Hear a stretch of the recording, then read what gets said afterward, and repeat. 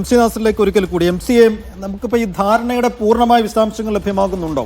അപ്പോൾ ഹമാസ് ഈ ചർച്ചയിൽ മുന്നോട്ട് വെച്ചിരുന്ന ഉപാധികൾ സ്ഥിരം വെടിനിർത്തൽ വേണം, ഇസ്രായേൽ സൈന്യം ഗസയിൽ നിന്ന് പൂർണ്ണമായി പിന്മാറണം, ദുരിതാശ്വാസ പ്രവർത്തനങ്ങൾക്ക് ഒരു നിയന്ത്രണവും പാടില്ല, കുടിയിറക്കപ്പെട്ടവർക്ക് വീടുകളിലേക്ക് മടങ്ങാൻ അവസരം നൽകണം.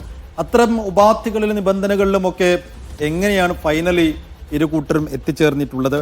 ഈ സ്ഥിരം വെടിനിർത്തൽ, ശാശ്വതമായ വെടിനിർത്തൽ എന്ന കാര്യത്തിൽ എന്താണ് ഏറ്റവും ഒടുവിലായി ഇസ്രായേൽ എടുത്ത സ്റ്റാൻഡ് ഈ ചർച്ചയിൽ? പിന്നിട്ട 3 ദിവസങ്ങളായിട്ട് ഷർമു ഷെയ്ഖിൽ നടന്ന ഈ നിർണായകമായിട്ടുള്ള ചർച്ചയിൽ മധ്യസ്ഥ രാജ്യങ്ങളായിട്ടുള്ളത് അമേരിക്ക, തുർക്കി, ഈജിപ്ത്, ഖത്തർ എന്നിവയായിരുന്നു.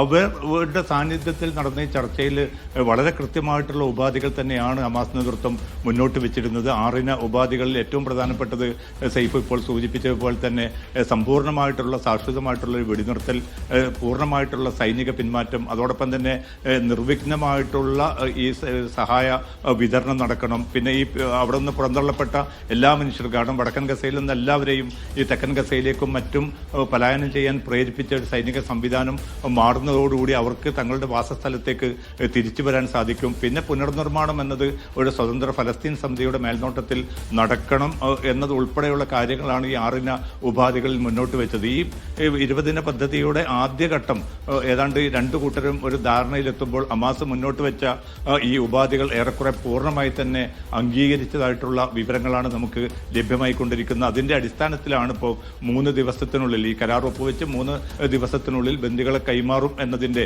അത് തിങ്കളാഴ്ചയാണ് ഇപ്പോൾ ആ ദിവസം നടക്കാൻ പോകുന്നത്. മിക്കവാറും ട്രംപ് തന്നെ അന്ന് ഈ ബന്ദികളെ സ്വീകരിക്കാൻ തെല്ലവീവിൽ ഉണ്ടാകുമെന്ന റിപ്പോർട്ടുകൾ കൂടി പുറത്തു വരുന്നുണ്ട്. അങ്ങനെ വരികയാണെങ്കിൽ ഈ സൈനിക പിന്മാറ്റം എന്നത് ഇന്ന് രാത്രിയോടുകൂടി തന്നെ നടക്കുമെന്നാണ് ഇപ്പോഴുള്ള റിപ്പോർട്ടുകൾ വ്യക്തമാക്കുന്നത്. സൈനിക പിന്മാറ്റം നടന്നാൽ പിന്നെ അടുത്ത 3 ദിവസം ഈ ബന്ദികളെ സുരക്ഷിതമായി തന്നെ റെഡ് ക്രോസന്റിനും കൈമാറാൻ ഹമാസിന് സാധിക്കും. കാരണം ഇസ്ലാമിക് ജിഹാദ് എന്ന മറ്റൊരു പോരാളി സംഘടനയുടെ പക്കലും ചില ബന്ദികളുണ്ട്. അതുകൊണ്ട് ഇസ്ലാമിക് ജിഹാദിന്റെ നേതാക്കളെയും ഇന്നലെ കൈറോയിലേക്ക് അടിയന്തരമായി വിളിപ്പിച്ചിരുന്നു. ഒടുവിൽ നടക്കുന്ന ഈ കരാറിൽ ഒപ്പുവെക്കുമ്പോൾ ഇസ്ലാമിക് ജിഹാദും അത് അംഗീകരിച്ചുകൊണ്ട് തന്നെയാണ് കരാറിൽ ഒപ്പുവെക്കുന്നത്. അതുകൊണ്ട് പ്രായോഗികമായിട്ട് മറ്റ് തടസ്സങ്ങളൊന്നും നിലനിൽക്കുന്നില്ല. ബന്ദികൾ എത്ര ജീവനോടെയുള്ള ബന്ദികളുണ്ട് എന്ന ചോദ്യത്തിന് 20 പേര് എന്നൊരു കണക്കാണ് ഇപ്പോൾ ഇസ്രായേൽ പുറത്തുവിട്ടിരിക്കുന്നത്. ഹമാസും അത് നിരാകരിച്ചിട്ടില്ല. പിന്നെ 28 ബന്ദികളുടെ മൃതദേഹങ്ങളാണ്. ഇത് ആദ്യം ബന്ദികളെ ആയിരിക്കും ജീവനോടെ ഉള്ള ബന്ദികളെ കൈമാറും, തുടർന്ന് 28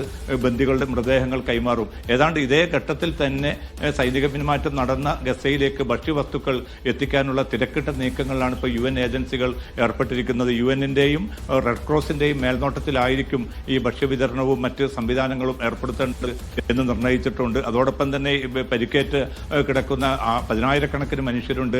അവർക്ക് വിദഗ്ധ ചികിത്സ ഉറപ്പാക്കാനുള്ള സംവിധാനം ഒരുക്കുന്നത് ഉൾപ്പെടെയുള്ള കാര്യങ്ങളൊക്കെ കരാറിന്റെ ഭാഗം തന്നെയാണ്. അതൊക്കെയും തങ്ങൾ പൂർണ്ണ പങ്കാളിത്തത്തോടുകൂടി നടപ്പാക്കാമെന്ന് ട്രംപും അതോടൊപ്പം തന്നെ ഈ 3 മുസ്ലിം രാജ്യങ്ങളും തുർക്കി ഉൾപ്പെടെയുള്ള രാജ്യങ്ങളും ഉറപ്പ് നൽകിയിട്ടുണ്ട്.